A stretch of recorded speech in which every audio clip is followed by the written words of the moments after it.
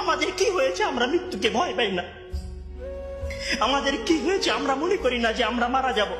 পৃথিবীর সর্বশ্রেষ্ঠ মানুষ, সর্বশ্রেষ্ঠ রাসূল দুনিয়া থেকে বিদায় নিলেন, তার সাহাবীদেরকে ছেড়ে তিনি দুনিয়া থেকে চলে গেলেন, ওপারের জগতে পাড়ি জমালেন। আমাদের কি হয়েছে যে আমরা বিশ্বাস করতে চাই না, আমরা প্রস্তুতি গ্রহণ করি না মৃত্যুর জন্য? আমি আপনি কি মনে করি যে আমরা চিরদিন বেঁচে থাকবো?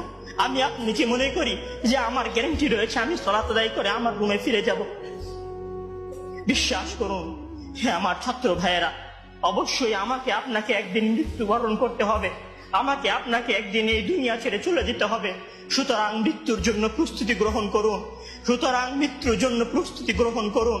সেই দিন আসার পূর্বে, যেই দিন মৃত্যু আপনার দরবারে উপস্থিত হবে এবং মহান আল্লাহ তাআলাকে আপনি বলবেন, হে আল্লাহ, আমাকে স্বল্প একটু সময় দিন, আমাকে স্বল্প একটু সময় দিন, আমি ফিরে যাই এবং কিছু নেক আমল করে আসি। কাল্লা ইন্নাহা কালিমাতুন হুয়া কাইলুহা।